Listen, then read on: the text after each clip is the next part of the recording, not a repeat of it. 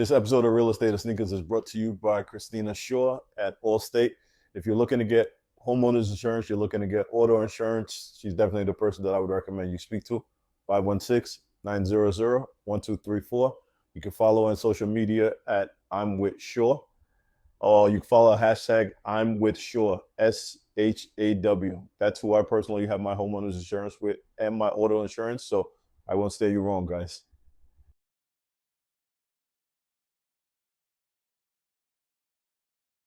What's going on, guys? I am Femi the Agent. And I'm Femi the Realtor. On another episode of Sneakers and Real Estate, two of my favorite things that I love to talk about. If you guys follow us, you keep up with us, you know that we're both sneakerheads. We love them, we buy them, we collect them. The ones we don't want, we end up selling back. So today, I'm going to be talking about the Jordan 1 UNCs. So anybody that knows Jordan knows that he went to North Carolina. So these are the North Carolina colors. Really dope shoe. This sneaker is actually from 10 years ago, actually. They're still in pretty good condition. I mean, you can see from the toe heel that I've worn these a lot from the bottom. I beat these up a little bit, but still a really dope shoe. I think if you could grab a pair, you definitely should. These colors also kind of look like the Dunks. I know at some point the Nike Dunks, they retroed them and put them out in all the college colors. I think the blue and yellow for Michigan, white and green, white and orange for Syracuse. They had a bunch of different colors. But this particular color right here, this colorway, they just released another pair, the UNC 1 Reimagined.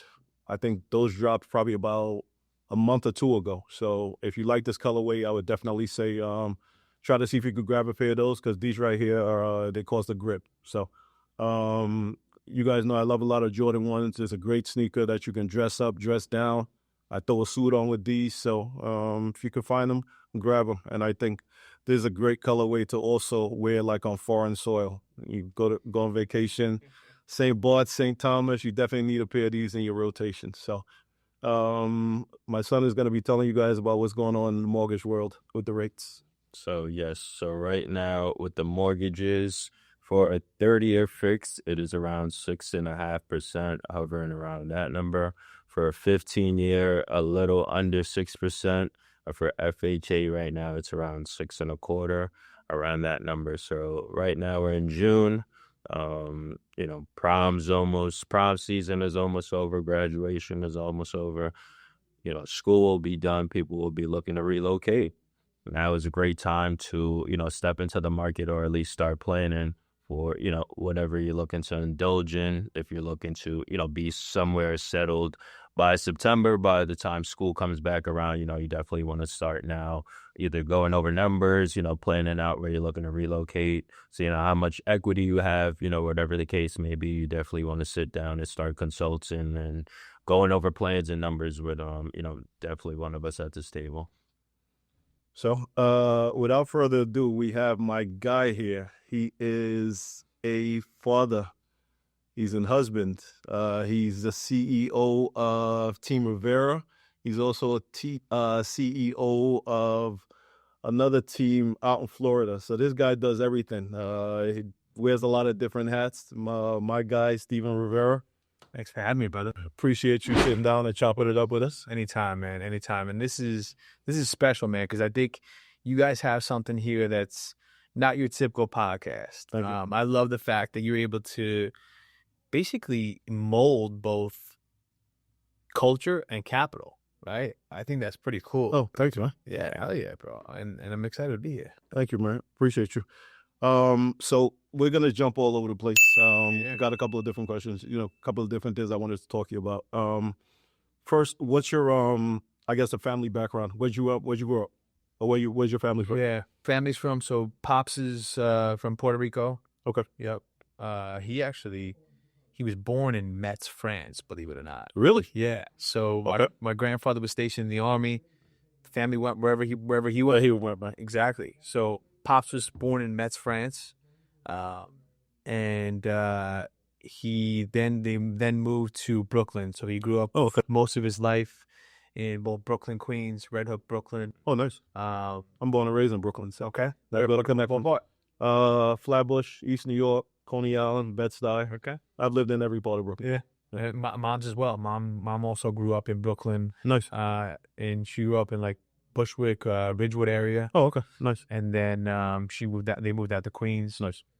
Which is when I came. We lived in Woodhaven. So Oh, okay. Woodhaven for a handful of years. Then moved out to the island. Nice. For a better life. Nice. So mom and pops brought us out to Comac. And grew Straight from Woodhaven to Comac. straight from Woodhaven to Comac. Nice. Yeah. Nice. Yeah. You still go back to Brooklyn? Yeah, of course. Okay. I'm in Greenpoint. Actually, I was just in Red Hook recently as well. The Not even there, right? turn that Red Hook made is absolutely insane. Insane. My father took me to Red Hook when we were younger, just to kind of show where he grew up and where he grew up. Yeah. You didn't want to get out of the car. Listen, I left. The last place I lived in when I was in Brooklyn was East New York. I was telling someone the other day, I think Lou Soriano, shout out to Lou, Uncle Lou. I remember walking to the corner of Linden and Van Sicklen. I remember seeing dead bodies laying in between cars before I left East New York. Now my son is renting apartments there, 1-bedroom apartments for damn near $3,000. I'm like, this is insane. It's crazy. It's crazy. I think the gentrification in a lot of those areas, it's good and it's bad. Sure. You know, for a lot of the people who grew up there who can't afford to stay there, it's bad for them. But you know what can you? There's not really too much that we can do about that. Sneakers. So I see you got the Jordan 6s on. Okay. I got a pair of 6s on. Okay, nice. We appreciate that. Yep, absolutely, bro. So I haven't wore my J's in, it's got to be 5 years, dude. I swear to God. So I had to go in my basement and dust this pair off, and there's a significance behind the 6s for me. Talk to me. There's significance. So for those of our listeners who don't know the 6s, right? So the 6s were the shoe that Jordan wore, right? When he won his first ring. Yes. So for me, that's significant. And it was also 1991, the year I was born, right? So this shoe means a lot to me. Every time I put these on, it reminds me of just elevation, right? Elevating your game. And just like Jordan, right? This was the foundation, right? This is what built his foundation. So just like a good real estate deal, right? So understand that a good real estate deal, right? Mm-hmm. My first real estate deal it wasn't flashy, right? It was nothing crazy, Sure. But it built my foundation. Nice. Right? And every time I put these on, it reminds me of my first real estate deal. Nice. You know, so 6s mean a lot to me, and the fact that you guys have given me the opportunity to be able to just talk about these, remember it, Right. and reminisce on these, I appreciate you guys. I mean, it's always good. You know, I think for all of us, we need something as a reminder sometimes, like you said, from where you come from. Without a doubt. And sometimes, you know, you may lose track of it because we're running around hustling, doing a bunch of different things, but, you know, you never want to lose sight of that. Without a doubt, man. And we were talking about it before. Yeah. Right? You always have to remember where you came from. Yes. The victories are that much more sweet when you can understand and you can reminisce about what the foundation really looked like. So I think it's really important. And these shoes are comfy as hell too. So Nice. Yes. It's good to see you in a pair of J's. hell yeah. What was I going to ask you? What you got into the business, well, behind the scenes, I guess, with real estate. You got into it when you were 23. 23. Yep. You started a fix and flip business. Started fixing and flipping when I was 23. Yep. Okay. What was that like, and what made you even say, out of everything, let me just get into a fix and flip business? It's a great question. So I went to we'll start with college life, right? So graduated high school, went to Penn State University. Nice. Was there for 4 years. Was there as an actuarial science major, right? So actuarial science. Okay. So for those of you who don't know, right, actuarial science, my goal was to become an actuary, right? Okay. You ever seen Along Came Polly? I sure did. Yep. Shout out to Ben Stiller. Ben Stiller, he was an actuary, right, in the movie. So at the time, I was a math whiz, right? I was really, really, really good at math. Nice. Understood Favorite subject? there you go. He likes money, so That's it. That's right. That's right. And I knew I wanted to go to business school, right? So they had the opportunity for me to be able to be in the business school as an actuarial science major, and I knew that you were able to quickly, as you pass exams, as you work your way up, you're able to get right into it. You're able to make great money coming out of school. nice. Until I actually got in the thick of it. I came out of school, started I worked at a retirement firm. Okay. Designing retirement plans, and I knew this ain't for me. I just was like, This ain't it. this is like 6 months in. I'm like, no way is this it. And I'm grateful that I realized that so early on. Right. And that's when I really started delving into real estate, the real estate investment game.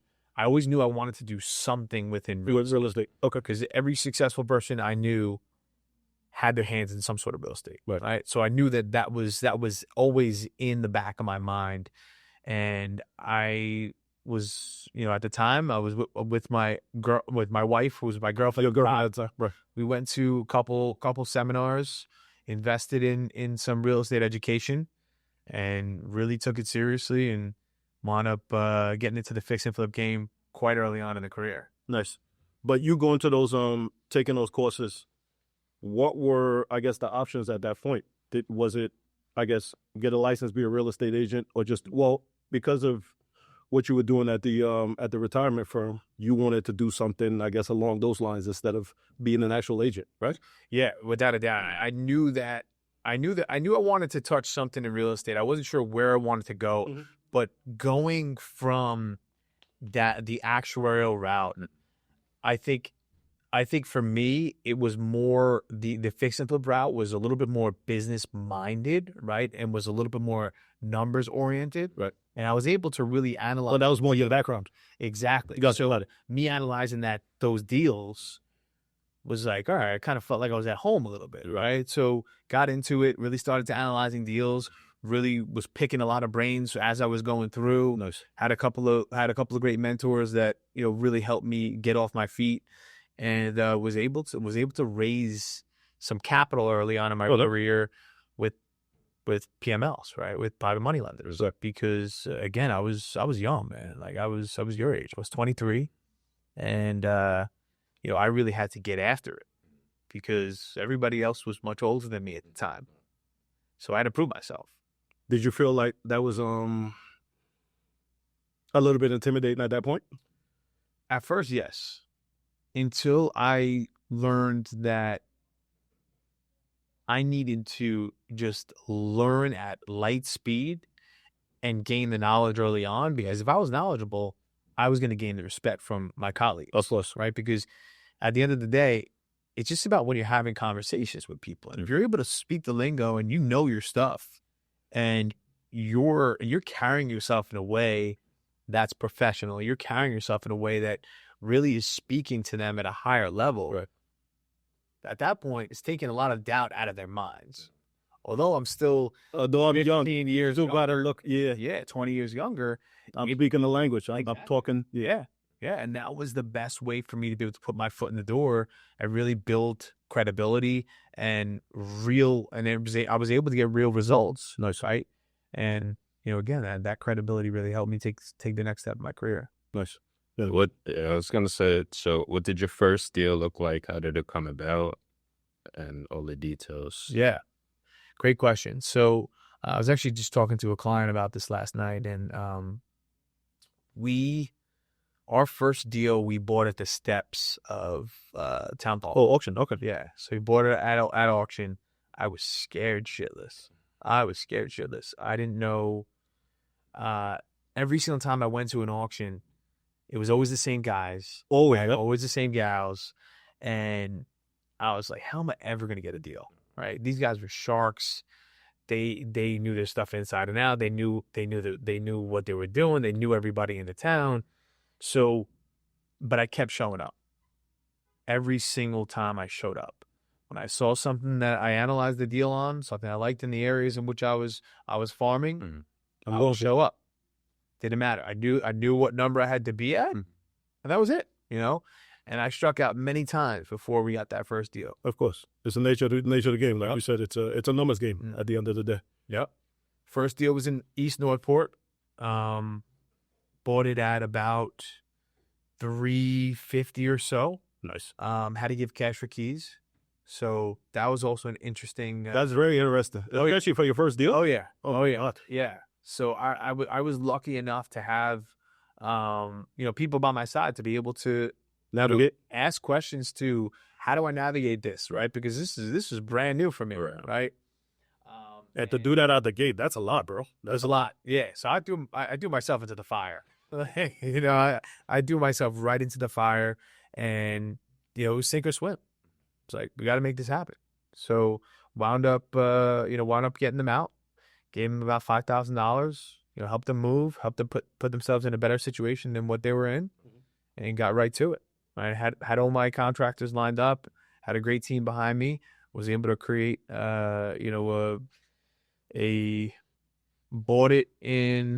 probably bought the property in, I would say, late summer. Okay.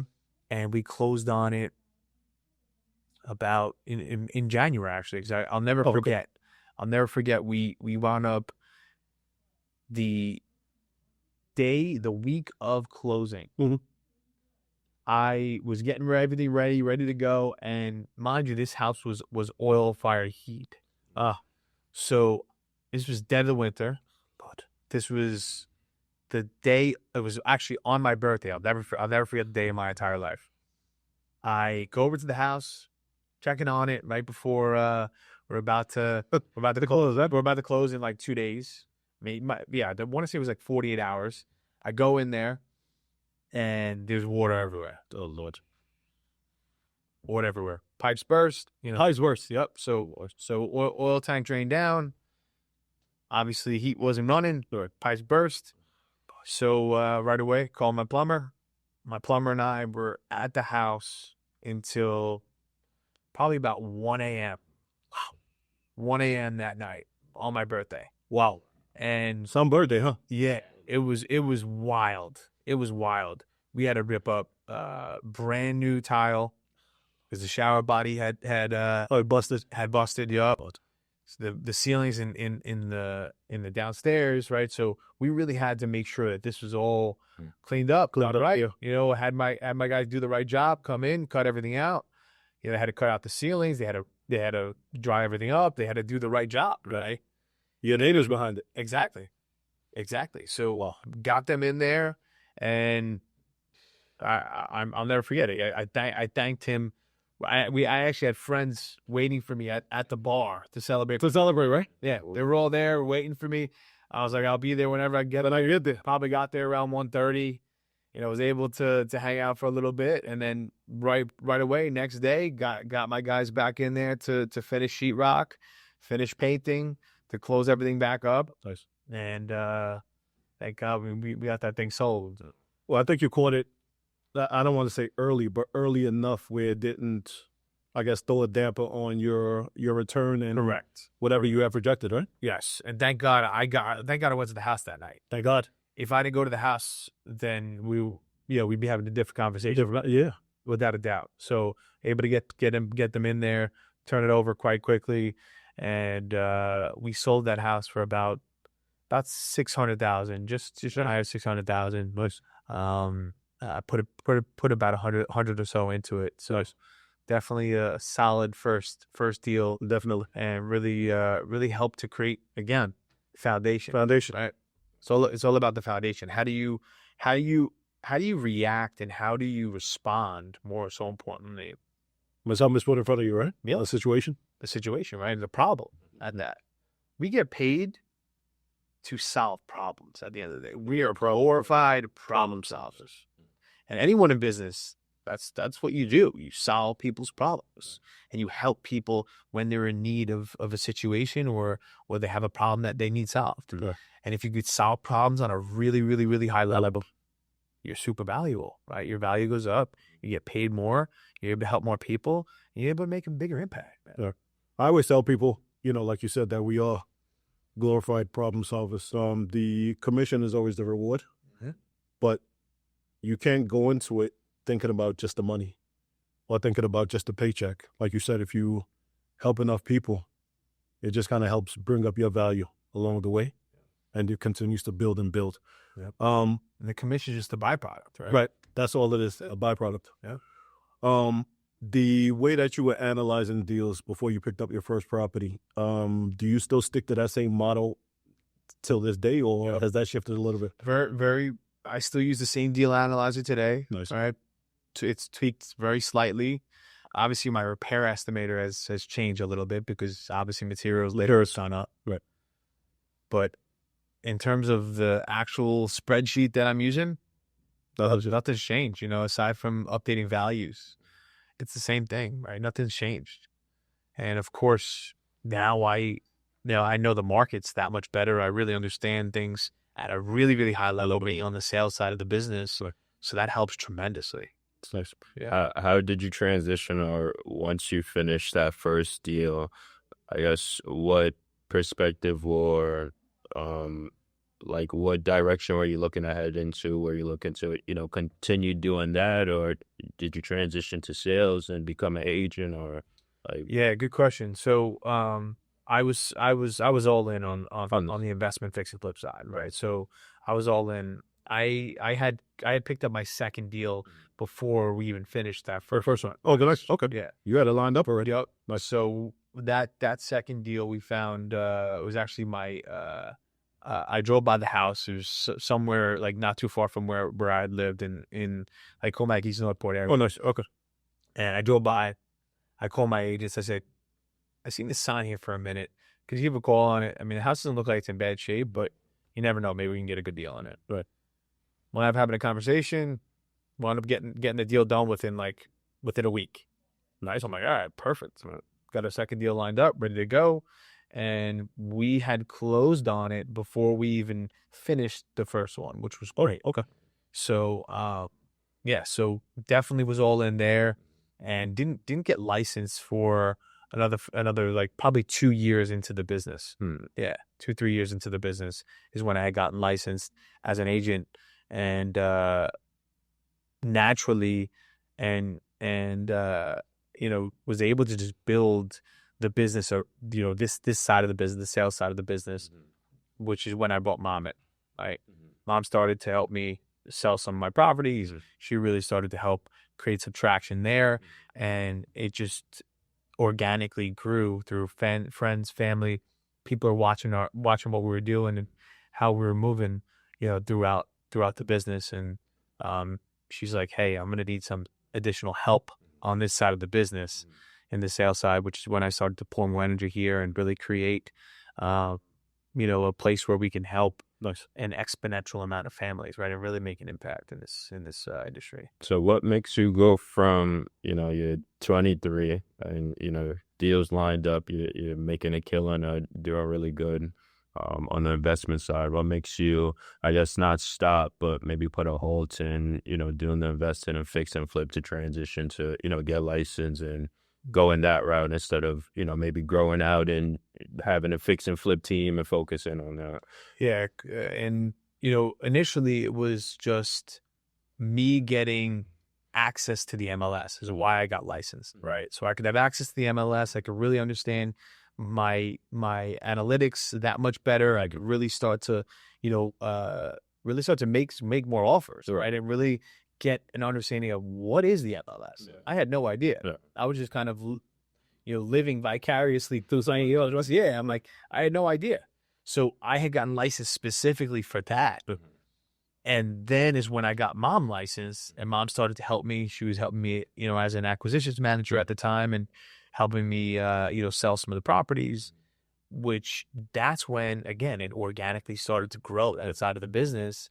And I still was doing my flips, right? I was still flipping, and still today, right? Still partner on deals, still create, a lot of value there. Do a lot of consulting on that side of the business as well. But I realized that I can make a bigger impact on more people's lives on the sales side of the business. I could help more people, and I could really pour into a lot of people And that's when I really was like, hey, we got to pour more energy into this. And you got to go kind of, like you said, go all in instead of kind of, I don't want to say half-assing it, but yeah. Yeah, I mean, that's exactly what it is. I mean, look at Gary Keller's One Thing book, right? The One Thing. Good. And exactly what he talks about is focusing on that one thing and really getting really, really good at it. And then you could expand, right? You know, you pour 50% of your energy into one thing, 50 into the other, and you get two so-so products, right? No, they say, well, jack of all trades, master of none, right? That's right. That's right. That's exactly right. Nice.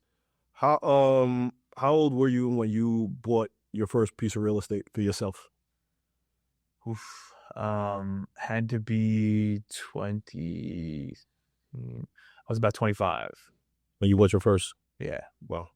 Yeah. And was that a disaster? Was that a great lesson? Was that a great, something you would say, I don't look back and I don't regret it? Oh, I don't regret it. I still own it till today, So, it's what built my portfolio's foundation. It goes back to the foundation, right? Yep. And then what's beautiful is when you're early on in your career, right, and you don't have much overhead, you don't have many responsibilities, right? I'm able to take bigger risks, right, at that point, and really create a great foundation, right? We'll talk about it over and over, but it's so true. And my first property was a 3-family, right? And then now, Oh, wow. yeah. And we were able to use an FHA on it. Nice. Yeah. Because my partner physically lived in the building. Right. So able to use an FHA, we got at the time probably a 4.5%, 5% rate. And it just made so much sense, and it's, in a bustling city, the city of Pittsburgh is where the property is. And again, was really able to create that early on traction that helped build that, that portfolio. I always try to tell people all the time too, like you said, first one being a 3-family. The first property that you buy doesn't always have to be the end all be all, or the one that is going to be the one that you're going to be living in. Sometimes that first property can help you fund that lifestyle that you're looking for, or help you fund to be able to pick up that next property that you are going to live in. And I just try to tell people that all the time. It's just, when it comes to real estate, you need to get in. That's right. So the game plan at that point was, like you said, for your partner to live there. You guys are going to buy it, create equity, and he only lived in one unit, right? Don't forget. So we were able to rent the other 2 units, and the unit that he did live in, he had 3 to 4 other roommates, depending on the timeline. Nice. So we were able to really create great traction and really able to create great rent roll off of that, because it was a 3-family. Good. And to your point, I would 100% recommend you get into real estate, especially if you're younger. Get in that, with an investment property before you buy your primary. Right? Okay. I would say without a doubt. And if you do buy your primary first, try the house hack. Right? Yeah. Try the house hacking method, because it works. It works. Right? It works, and you'd be pleasantly surprised how quickly you can build equity, how quickly you can pay down a mortgage, and how quickly you can use depreciation, right, as a tax benefit. As a tax benefit. Yeah. I always try to tell people that too. All the tax benefits that you get from owning, as opposed to you're wasting this money every month renting and you have nothing to come back from it. It just kind of makes sense. Yeah. So my roommate in college wound up moving to Pittsburgh for work, and he came to me with that deal and said, my landlord's thinking about selling. Nice. And wound up being able to get in there, and we put together, I'll never forget the day, we put together a deck, like him and I put together this like whole deck. We put our numbers in there, was putting like, pros and cons, significance of all this, put our offer on there, and we go in to present to the seller at the time. He's like, "Oh, what's this?" I'm like, "Oh, we made your presentation." He throws it to the side, saying, he's like, "Tell me why you want to buy it. Tell me what the offer is, and I'll tell you all the other stuff I don't care nothing about." He didn't give me Shit out of here. Yeah, he's like, "No, get this out of here." So he didn't read it. I still have it to today. And we saw it recently, and my partner and I we were laughing. We were just like, dude, we thought we had to be so professional. We're like, dude, like this is a big investment for us. Like, we really got to show this guy we know what we're doing. To come out of the right way. We're to come and be able to get this done. And he's like, Oh my God, that's hilarious. But once you guys spoke to him, he was good with the numbers. Good with you, but you went up. negotiated quick. Yeah, it was over like 10 grand. So we figured it out. I think we met in the middle and we made it happen. Nice. What I also didn't know, I was doing some research. You do mortgages as well. I do.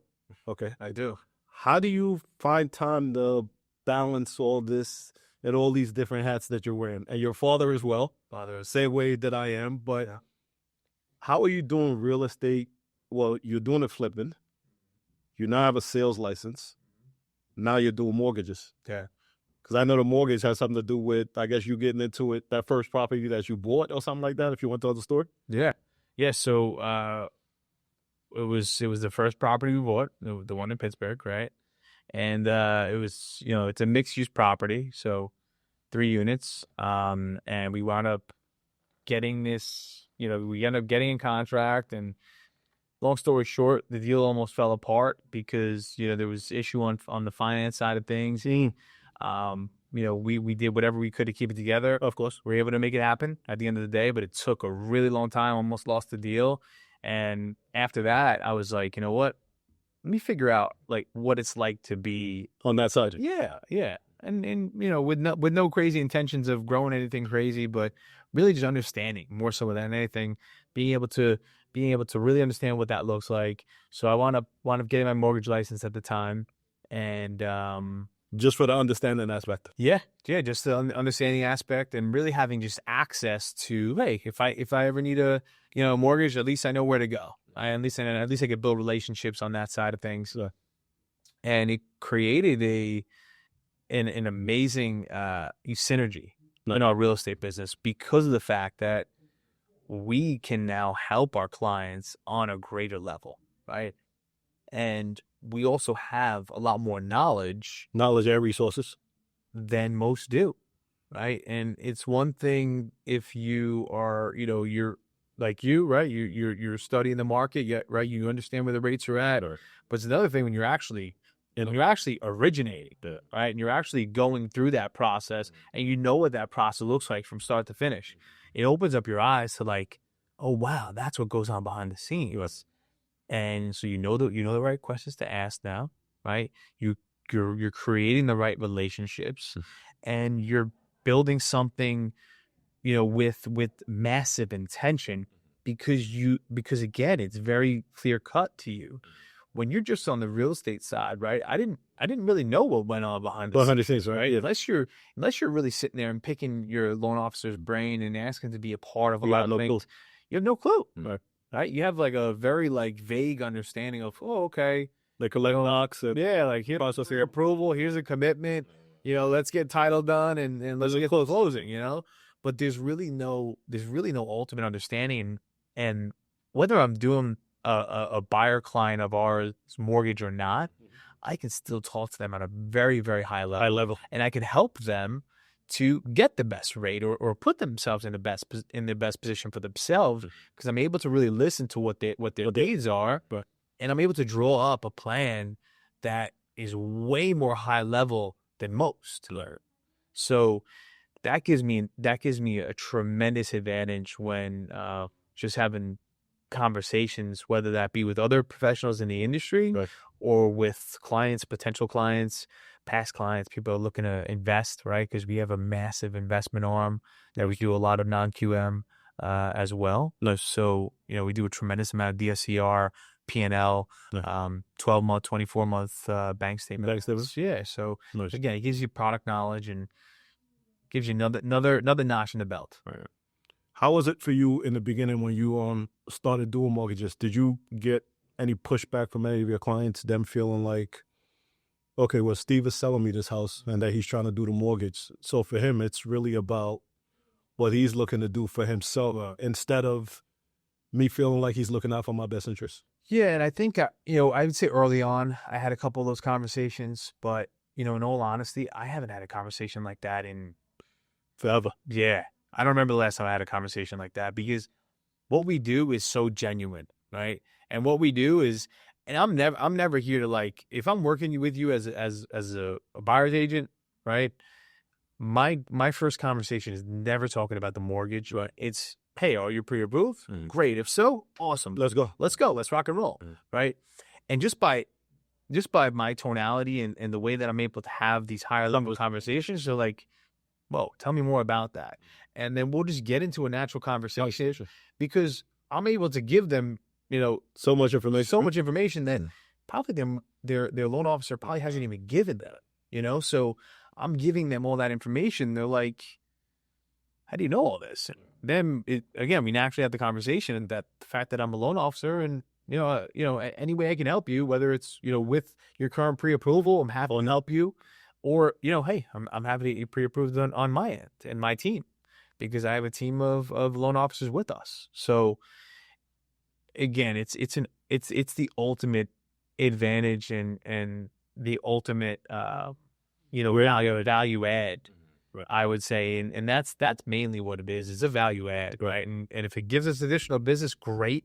And if not, no worries, right? I'm not here to take other people's business, right? If you have a great relationship with your LO, It's cool. 100%. I love that. Right. And that, again, then that gives me, now I'm able to build a relationship with the loan officer. Yeah. So it's a win-win for everybody. Yeah, it's funny that you say that, because I have there'll be certain clients or certain buyers that will get sent to me, and like you said, we ask the basic questions: are you pre-approved? I had one situation where I was trying to put together a deal, and the buyer told me that they had down payment, closing costs, and everything, and now we're trying to put the deal together, and they're short of closing costs. So now I'm going through the seller's concession, explaining it to them. I said, didn't your loan officer have this conversation with you? He said, no. I didn't call the loan officer to have a conversation with him. He said, no, I left that up to you. But I don't do mortgages. Yeah. Why would you leave that up to me? This is your client. You pre-approved, and you don't let him know all these things to educate him, so that, like you said, when you're going out there in the field to make these offers, you feel confident enough that you know that it's actually going to get done. I'm like, that's a little bit crazy to me. So it's funny, like you said, having somebody like yourself who is knowledgeable, who's actually going to take the time to explain all these different things to them and all those different scenarios. It just puts you at an advantage compared to some of these guys who, again, half-ass it. Yeah. It's insane to me. Mm-hmm. Yeah, it provides a more memorable, high-level experience. Yeah. Mm-hmm. Dope. And we were looking through, but you're branching out to Florida, or you're starting to do some work in Florida. Do you want to talk about that? Sure. Yeah, we've been down in Florida for now a few years. And I would say since 2019 or so, we started doing some business in Florida. We've done some investment business down there, built some portfolio down in Florida. And that really is what opened our eyes up to that market. Yeah. Not to mention, we have a lot of family down there, so that helps. It's one of the most states that we visit, other than our own home state here in New York. So, and there's a lot of synergy. Yeah, there's a lot of synergy between New York and Florida. So it just makes a lot of sense, right? Before we knew it, we were relocating a lot of clients there. We were, passing it off to other agents. And, so every now and then you'd have something that came back where this experience wasn't at that top notch level, right? That they were used to getting with us. Yep. So that's when we were like, you know what, let's do this. Let's branch out there. Why are we not there? Right? We have all the resources in the world there. We have all the family there, and why not create that additional, opportunity to help more families there? So now you created and now you have the Revival Group down there? So the Revival Group, that stemmed from initial investment. Okay. Got it. So that's the Revival Group's there. We just have another branch of Team Rivera down there. Nice. Most of the agents we interview and will partner with down there. Nice. and there's a lot of stuff that we're heavily involved in, right? If I got to fly down for a quick open house, we'll do it, and we've done it in the past, right? And if there's, but typically we have the resources to be able to navigate most of it. But it is a quick flight, and if I got to get on a plane to have, to hop into a listing appointment to create, a better relationship or Value add in a relationship, give a little bit of additional value add. I'm happy to do it. Nice. What do you see right now with the, I guess, the New York and the Florida markets, since you're in both areas? I know it's like two different sets of rules, two different sets of regulations. So that's why I wanted to kind of pick your brain on that, what that looks like. Yeah. So,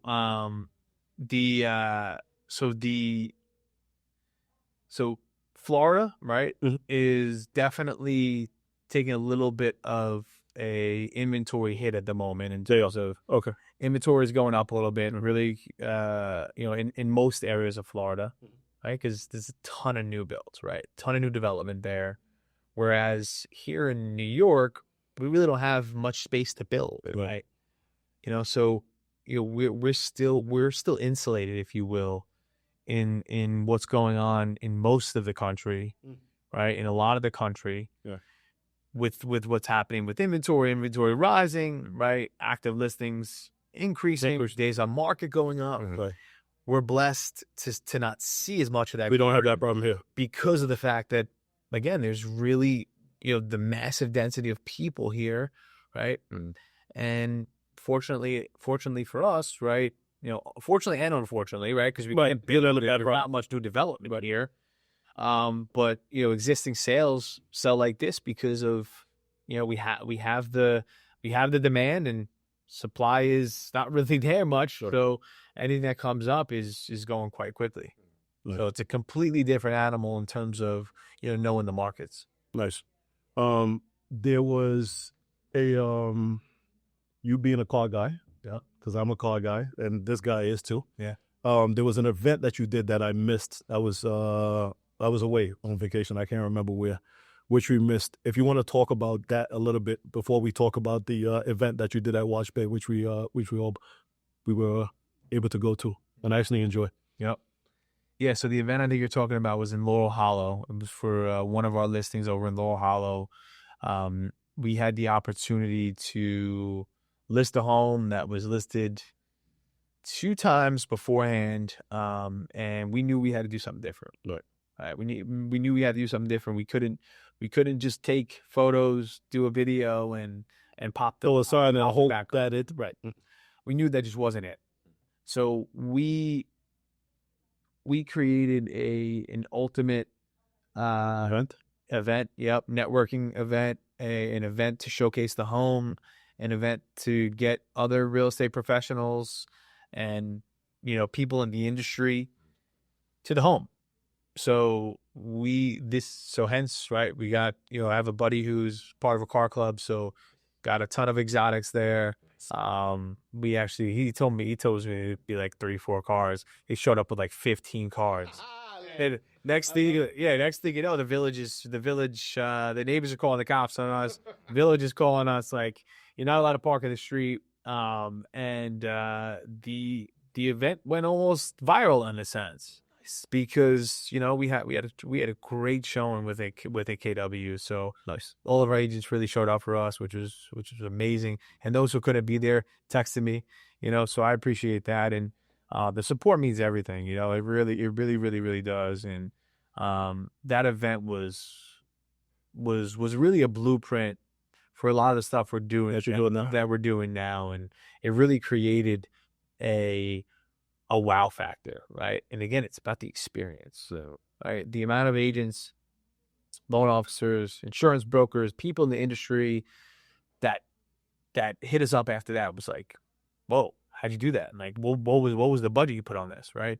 And the budget wasn't crazy, right? Because we were able to, create a lot of value for other vendors, et cetera. Nice. And, it wasn't like we had to spend $30,000 to have that, which normally you probably would spend $30,000 on an event like that, because it was a massive event. We had over 100 people there, 120 people. Wow, right? And the house is big, but not that. So, So, So I saw the video. I was going crazy. That's why I had to text you. Yeah. Listen, that was a hell of an event. I still get texts today about that event. Well, Yep. And we wound up actually getting one of the brokers that came to the open house. She took a video of every room. She sent it to her clients that same evening.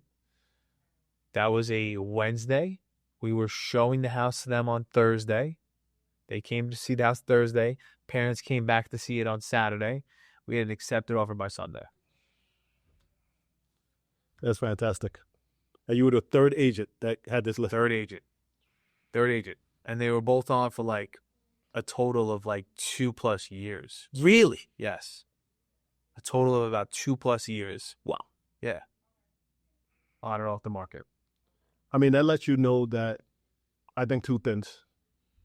What you're doing, that there is a need for it, as far as the way that you do your events. You are always going to have people show up for you anyway, just because of who you are. Me knowing you and the integrity that you bring to the business. And like I said, just knowing you. People are automatically going to show up for you anyway, but I'm just so happy that everything felt in line the way that it did for you with that. Being the third person and then getting it sold in that period of time. Yeah, and I appreciate that. There's a lot of pressure in that too, right? There's a lot of pressure in being that third guy, right? And knowing you have to show up. But at the end of the day, that's what we do. Right. It Just shows, like yourself. it shows the significance too of just the industry and, how much value you have, but, how much everybody is different or how much people do things differently. So true. Because, people from the outside looking in might look at everybody, salesperson or, I'm just hiring another person. Look at you creating a whole new event or, a whole new perspective on getting people there and, not only getting that home sold, but then, you're building the network for, people to network with other people, meet different brokers and different things and, funnel into that pathway. So, Yeah, and it's almost like you become a super connector, right? You're able to connect the dots and you're able to help other people in the industry, right? Connect the dots. We were talking about it earlier, and like collaboration over competition all day. All day. All day. Because us shooting this podcast, right? You're going to shoot it out to your people, and then I'm going to share it, right? So my people are going to see it, right? They're going to get to know you. They're going to get to know, everything that you're doing with the podcast, everything that you're doing within the community. And it's just like, to me, it's social can be such a tool, such an amazing tool that you can use to be able to spread love, right? Be able to spread kindness, to be able to spread, opportunity, right? So it really is an amazing tool, and of course it stems from the people, right? Because without us being here, there is no social, right? There is no video, there is no content to push out there without the knowledge of us and our experiences. But it really, you can make such an impact, man. I always try to tell people all the time. I remember you and I were talking before. I've been in this 23 years. So 23 years ago, there was no social media. There was none of it. Jordan year. Yeah, Jordan year. Jordan year. Yeah, Jordan year. His birthday just passed. There you go. 23. Oh, baby. When you're used to doing business a certain kind of way, but with the market, when it shifts and things are changing, you have opportunities and you have tools in front of you that you need to kind of utilize. And if you utilize it the right way, like you said, you're spreading love, you're spreading awareness, you're spreading just consciousness about what you do. And people that really don't know you, it lets them kind of into your world and they can see the type of person that you are, the way that you do your business, the way that you carry yourself. The event that we did get a chance to go to was the one that you did at Watch Bay. Yeah. If you want to talk about that a little bit. I mean, from what I remember, I know that we had the yoga session in the morning. Yeah. We got to tour a little bit of the house. I'll let you talk about it, but I remember, I think I told you I went into the wrong house. Oh, I go into the wrong house, folks, and I tell the guy that I'm there for the event, and he gives me this look, and the dogs start barking. I think he was gonna let 2 dogs out. I don't know. I think I was finished. He's got 2 big dogs. 2 big German Shepherds. Bro, I thought I was dead. I thought I was well done steak. It was fucking so. If you want to talk about that event, because that was a fantastic event. You had a great network of people there. Just a great energy, synergy. Again, like you said, if you want to tell the people about that. Yeah, I appreciate that. And that event was special. I've never done something like it. Most people have never been to something like it. Definitely. Especially out of the industry, right? Yeah. Right. So it was special, right? And I wanted to make sure that it was intimate. So didn't want it to be too big. It provided value because we were all taking our time out of our busy day on a Thursday. Right. So it wasn't like it was on a Saturday or Sunday where maybe you can kind of block a lot more time off. Although, we're in an industry that doesn't sleep. So I appreciated every single person being there. But, ultimately we created a wellness event at one of our new developments over in Lloyd Harbor, which is Watch Bay. And we had the opportunity, and we were blessed enough to have probably about 60 plus people within the industry and then outside of our industry. Mostly entrepreneurs, mostly high performing individuals that were looking for a way to connect with other high performing individuals and looking to create a wellness day, right? So we had everything from morning yoga session to you had IV drip, I think. IV drips, B12 shots. We did a cold plunge in the Long Island Sound at the end of the day, which that was phenomenal. That was the one thing I didn't do, folks. I'll tell you why in a second. But we had Gerard Adams come out.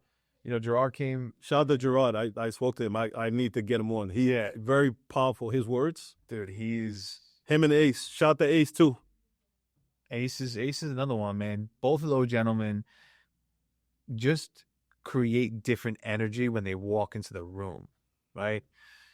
They're powerful in their words. They create confidence in others. Yes. And they lead by example. And those are the most important things, some of the most important traits when you are leading by design and you are a leader. So that's why I respect those gentlemen so much, and I'm so blessed to be able to have both of them speak at our event. That was phenomenal. Game changer. By the time we got out of there, beginning of the event, it was like, most people didn't want to hop in the water, right, including Femi. So we had probably about maybe 5 people that were, maybe I'll do it for you, dude. I'll do it for you, By the time it was done, we had 20 plus people in the water, 25 people in the water. And we had a freaking blast. I mean, it was cold as hell. It had to be 50 degrees. But we got in there. We all locked arms, and that was powerful. Gerard said a prayer. If I was there, then I would have got into it. Oh, you would 100% have been in the water. There's no doubt about it. There was a bunch of ladies that were like, oh, you know what? I don't want to mess up my hair. Just got my nails done. I did this, that. I don't got a bathing suit. But shout out to Sunday Swim. My boy Brendan, he brought 4 or 5 pairs, maybe even more of shorts, and of swim trunks. So he's like, oh, no problem. You don't have something to wear. I got you. So that took care of that. That took care of the protection of the table.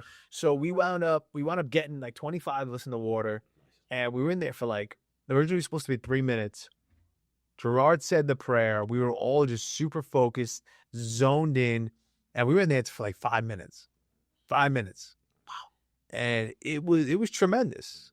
It was absolutely tremendous. And the amount of texts, the amount of calls, the amount of emails that I got after that event, still getting today, is just phenomenal. And we're definitely gonna do another one because it was so impactful, and it was just such a cool day. Mm-hmm. That every single conversation that I had that day was high level. Yeah. It wasn't oh, my days, I'm having such a rough day today. My deal just died. But I know everyone was talking positive. Everyone's talking positive. Well, that's the environment that you're in. So even with whatever you have going on, you got to put that to the side because the energy here is so profound. Yeah. I need to lock into what's going on here. Yeah. Because if you were talking that other BS, right, you'd be like, everyone would get looking at you like this. You probably would just be like, you probably would leave, honestly, because everyone was just talking so positive. Everyone was on a different wavelength in terms of mindset. The day wound up being, it was supposed to rain that day initially, wound up being the nicest day of the spring. I think it was like gotten to like 70 degrees on the water where you could touch the sound. It was phenomenal. I remember we were sitting down talking with Gerard for a few minutes before he started speaking. I didn't know that was what he was going to do. We were just kind of shooting the shit real quick and introducing each other. And then he gets up there, he starts speaking. I'm like, wow, he blew me away. Yeah. With just his words. And like you said, just the energy that you had there. It was so impactful that you already know you and I are locked in. Whatever you're doing, whatever support you need from the two of us, you have that 100%. And likewise, I always got you guys back. If you're looking to sell, buy, or invest in real estate, 516-218-1605. 516-662-6824. Family agent on all socials. I found me the realtor on Instagram. Thank you guys. Have a great day and be safe.